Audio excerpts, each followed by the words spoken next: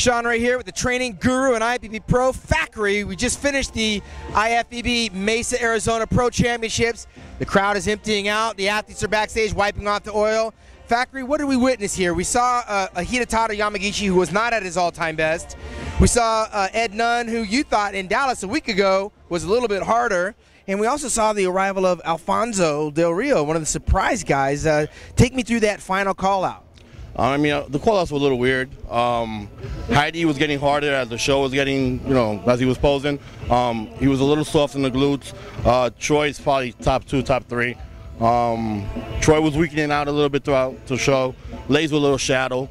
Alfonso, who's my client, I mean, he was big, he looked good. He's just so overbearing with that size, man, Right.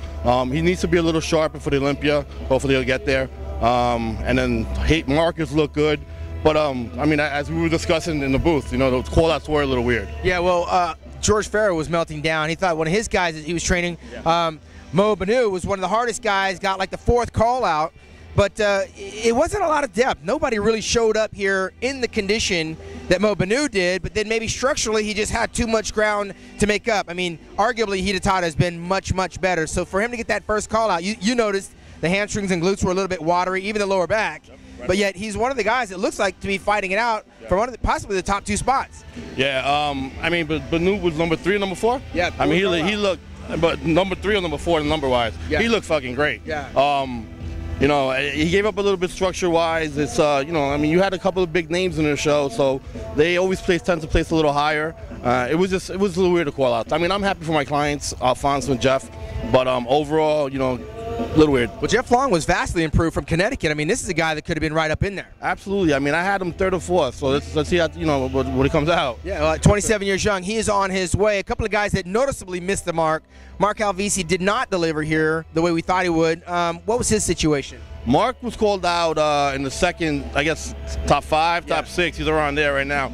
Mark is a good bodybuilder. He just needs a little bit more muscle definition, just separation overall. I mean, his conditioning wasn't too off, but it's just muscle definition and just separation in the muscle altogether. Where does that leave Mike Liberatore, a former national champion? Mike always looks good, man. I mean, from the front, he always looks good. He's peeled from the front. He has some crazy quad sweeps. It's just, from the back, he just needs to be a little harder. He's kind of shallow from the middle of the back to where his glute area is. And Ed's second to none. What does this guy got to do to get a win?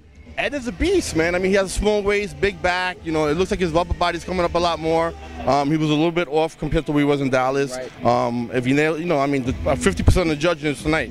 So if he gets a little harder, he'll be right there. But what it looked like is we might have a new guy going to the Mr. Olympia for the very first time in Alfonso Del Rio, whom you helped. How significant would that be? He gets the 4th place by default because the first 3 guys, arguably Ed Nunn, Hidetada, and Troy Alves, are already qualified, leaving the 4th spot open. What would you make of that, him going to the Olympia? I'll be happy.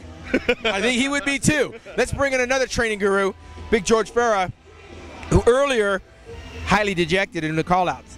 Well, I was really surprised in some of the call-out. You know what I mean? Honestly, I didn't see anybody who was on in the show beside Troy. Maybe and even Troy wasn't at his best. You know what I mean? It could have been harder. The hardest guy in the show I thought was my guy Mo Banud, but he got spanked, I guess, because he had put some oil in the past, in his calves and stuff. Even that he did the surgery, he removed it. It's still, you can see it there. He was young, he didn't know what he was doing. I mean, all the judges, they told me, they said, George, he would have won the show based on condition. He goes, but we can't reward that. And, he's just have to go back and do another surgery, I guess. Let's talk about some of the guys that we talked about earlier that weren't in 100% condition, but somebody's got to win this competition. Let's talk about it. Hidetada Yamagichi. Hidi, I'm surprised with Hidi because when he first walked out, I thought he was completely off. Yeah. But as soon as he started posing, he came alive. And I mean, you got to understand the guy is a top 10 contender at the Olympia, so no matter what, they got to look at him and they got to be a little more favorite to him. Right. So even if he's not 100%, he can beat a lot of the secondary that they're 100%. And Troy Alves, arguably one of the stronger upper bodies, but the legs aren't 100% there, but yet he looks like he's in the top. Yeah, he's definitely going to be. I had him 1st or 2nd actually. All right, 44 years young. Yes, Troy Alves still doing it. So where does that leave Ed Nunn? I asked Factory, where does that leave the Big X Man?